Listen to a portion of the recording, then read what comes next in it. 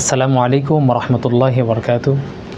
আলহামদুলিল্লাহি রবিল আলমিন ওয়াল আকিবাতুল লিল মুত্তাকিন ওয়াসসালাতু ওয়াসসালামু আলা সাইয়্যিদিল মুরসালিন নবিয়িনা মুহাম্মদ ওয়া আলিহি ওয়া সাহবিহি আজমাইন।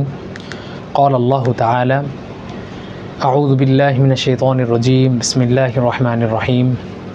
আলহামদুলিল্লাহি রবিল আলমিন আর রহমানির রহিম মালিকি ইয়াউমিদ্দিন। ইয়্যাকা না'বুদু ওয়া ইয়্যাকা নাস্তাঈন। ইহদিনাস সিরাতাল মুস্তাকিম সিরাতাল্লাযীনা আন'আমতা আলাইহিম গায়রিল মাগদুবি আলাইহিম ওয়ালাদ-দাল্লিন আমিন। ইসলামকে জানি আয়োজনে আপনাদের সকলকে স্বাগত জানাচ্ছি।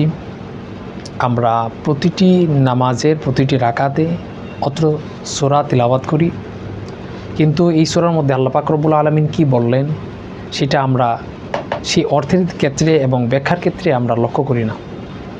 যদি লক্ষ্য করতাম তাহলে আমাদের নামাজের মধ্যে আরও বেশি মনোযোগ আসতো এবং আমাদের এই তিলাওয়াতের মধ্য দিয়ে আরও বেশি উপকার হতো। সর্বপ্রথম আমি যে আয়াতে কারিমা তিলাওয়াত করেছি সূরা ফাতিহার যেমন প্রথম আয়াত, সেটা বলার পূর্বে বলতে হয় আউযু বিল্লাহ, আমি আল্লাহর নিকট আশ্রয় চাই মিনাশ শাইতানির রাজীম, বিতাড়িত শয়তান হতে, অভিশপ্ত শয়তান হতে। বিসমিল্লাহ, আল্লাহর নামে শুরু করছি। আর রহমানির রহিম, যিনি পরম করুণাময় অসীম দয়ালু। আলহামদুলিল্লাহ, এখানে যাবতীয় সমস্ত প্রশংসা বোঝানো হয়েছে, এখানে শামিল করা হয়েছে। এই যে সমস্ত প্রশংসা কিভাবে হয়, যেমন পরের শব্দের ক্ষেত্রে যদি আমরা লক্ষ্য করি, রব্বিল আলামিন, যিনি সৃষ্টিকুলের রব। এখানে আমরা শুধুমাত্র যদি মনে করি যে আমরা এইগুলো যা দেখতে পাচ্ছি সেগুলোরই শুধুমাত্র তিনি রব, তাহলে আমাদের এই চিন্তাটাই ভুল। আল্লাহ পাক রব্বুল আলামিন সৃষ্টির যে কত, সৃষ্টিকুলের মধ্যে সৃষ্টির যে কতগুলো শাখা প্রশাখা রয়েছে, কত ধরনের সৃষ্টি আল্লাহ পাক রব্বুল আলামিন যে করেছেন তা আমাদের মাথায়ও আসবে না। যেমন আল্লাহ পাক রব্বুল আলামিন মানব জাতিকে সৃষ্টি করেছেন, জিন সম্প্রদায়কে আল্লাহ পাক রব্বুল আলামিন সৃষ্টি করেছেন, ফেরেশতাদেরকে আল্লাহ পাক রব্বুল আলামিন সৃষ্টি করেছেন। প্রত্যেকটি এই যে জাতি, সেখানে আল্লাহ পাক রব্বুল আলামিন যে কত সৃষ্টি করছেন সেটার হিসাব একমাত্র আল্লাহ পাক রব্বুল আলামিনের কাছে আছে। তাহলে আমরা যদি প্রশ্ন করতাম যে আমরা প্রশংসা করব কেন, কার প্রশংসা করব, তাহলে দুইটারই উত্তর একটাই। তাহলে আল্লাহ পাক রব্বুল আলামিনের প্রশংসা আমরা সেই জন্যই করি, সে শুধুমাত্র তিনি সৃষ্টি করেই সে ছেড়ে দেননি। আল্লাহ পাক রব্বুল আলামিন যিনি সৃষ্টি করার পাশাপাশি তিনি লালন পালনও করছেন, তিনি হচ্ছেন রব। যেহেতু তিনি রব, সেই জন্য একমাত্র প্রশংসা হবে তারই।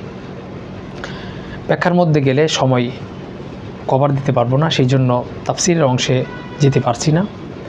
পরের আয়াতের মধ্যে আল্লাহ পাক রব্বুল আলামিন বলছেন আর রহমানির রহিম, যিনি পরম করুণাময় অসীম দয়ালু। এখানে আর রহমান, আইদির রহমান, এখানে আল্লাহ পাক রব্বুল আলামিনের যে দয়া, দুটোটা দ্বারাই দয়া বোঝানো হয়। রহমান দ্বারাও দয়া বোঝানো হয়, রহিম দ্বারাও দয়া বোঝানো হয়, কিন্তু দুইটার মধ্যে মৌলিক একটি পার্থক্য আছে। রহমানের মধ্যে যেহেতু হরফ বেশি, সেই জন্য এই দয়াটা হচ্ছে আম দয়া। আর রহিমের মধ্যে যেহেতু হরফ কম, সেটা হচ্ছে খাস দয়া, অনুগ্রহ। রহমানের ব্যাখ্যার মধ্যে আসছে আল্লাহ পাক রব্বুল আলামিন এই পৃথিবীবাসী সকলের উপর সমানভাবে সাধারণ দয়া অনুগ্রহ করেছেন, সেই জন্য সেটা হচ্ছে রহমান। আর রহিম, সেটা হচ্ছে আল্লাহ পাক রব্বুল আলামিন মানব জাতিকে, সেই সমস্ত মানুষ যারা মানুষের মধ্য থেকে এবং জিনদের মধ্য থেকে যারা জান্নাতের অধিবাসী হবে, তাদেরকেই কেবলমাত্র আল্লাহ পাক রব্বুল আলামিন অনুগ্রহ করবেন। সেই জান্নাতবাসীদেরকেই কেবলমাত্র যে অনুগ্রহ করবেন, সেই অনুগ্রহ হচ্ছে রহিমের ব্যাখ্যা। তাহলে রহমান দ্বারা দুনিয়াতে সবাইকে আল্লাহ পাক রব্বুল আলামিন অনুগ্রহ করছেন, আর রহিম দ্বারা এর ব্যাখ্যায় আসছে যে আল্লাহ পাক রব্বুল আলামিন কেবলমাত্র জান্নাতবাসীদেরকে অনুগ্রহ করবেন। তাহলে আল্লাহ পাক রব্বুল আলামিন যে দয়া অনুগ্রহ করছেন সেই দুনিয়ার দয়ার মধ্যে সবাই শামিল, কিন্তু পরকালের দয়া যদি আমি না পাই তাহলে আমার কোনো অস্তিত্বই থাকবে না। জাহান্নামের আগুন থেকে বাঁচতে হলে সে রহিম এই দয়ার মধ্যে আমাদের পড়তে হবে। সেই জন্য আমাদের তেমনভাবেই চলা প্রয়োজন, যাতে করে দুনিয়ার জীবনে এমনভাবে আমল করতে পারি যাতে আল্লাহ পাক রব্বুল আলামিন আমার প্রতি সন্তুষ্ট হয়ে খুশি হয়ে আমাকে মৃত্যুর পর জান্নাত দান করেন। পরের আয়াত হচ্ছে মালিক ইয়াউমিদ্দিন, যিনি কিয়ামত দিবসের মালিক। এর ব্যাখ্যায় আসছে তাফসিরে জালালাইনে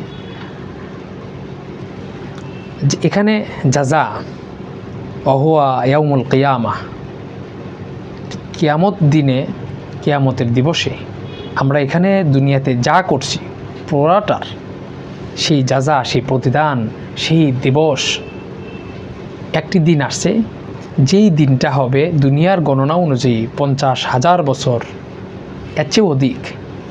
সেই একটি দিন হবে যে দিনটি হবে মানুষের জন্য চূড়ান্ত, কারোর জন্য চূড়ান্ত বিপদের সেই মুহূর্ত, সেই সময়। ওই মুহূর্তে কেউ যদি আসামি হয়ে কেউ যদি আটকে যায় তাহলে তার চেয়ে অধপতন, তার চেয়ে কপাল পোড়া আর কেউ হতে পারে না।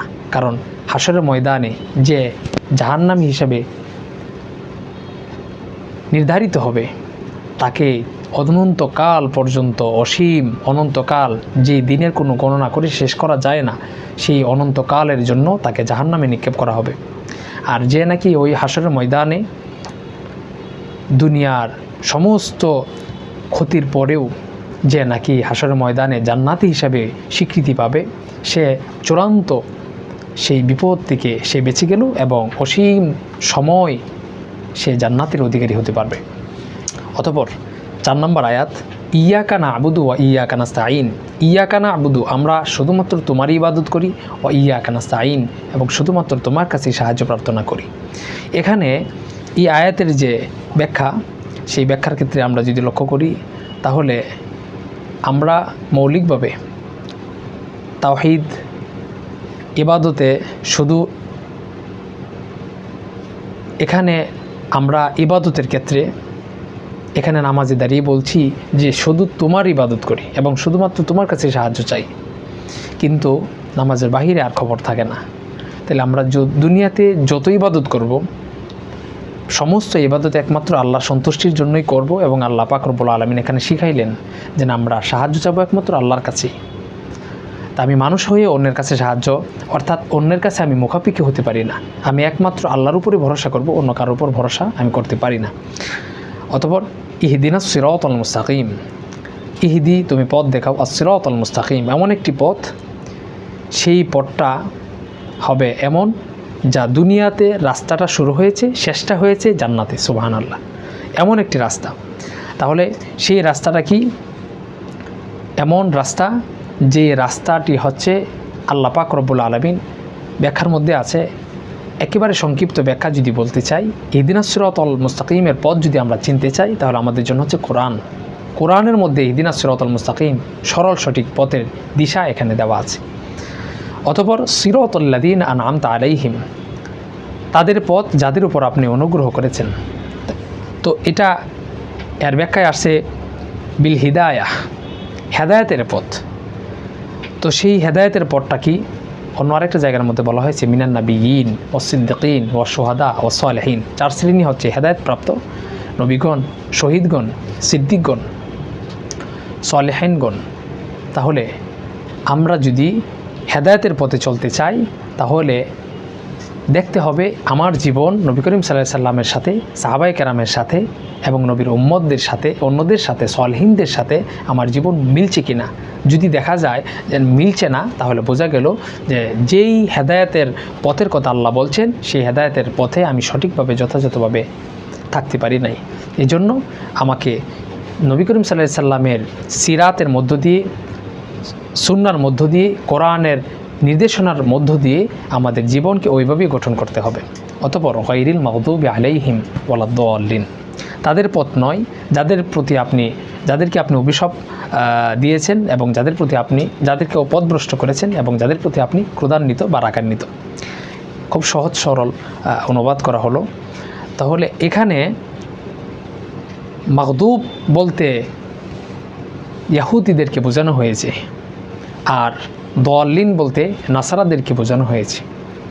তাহলে আল্লাহ পাক রব্বুল আলামিন যাদের প্রতি ক্রোধান্বিত এবং যাদেরকে ধ্বংস করেছেন তাদের পথ আমরা চাই না। অতঃপর বলি আমিন, যে আল্লাহ আপনি আমাকে কবুল করেন।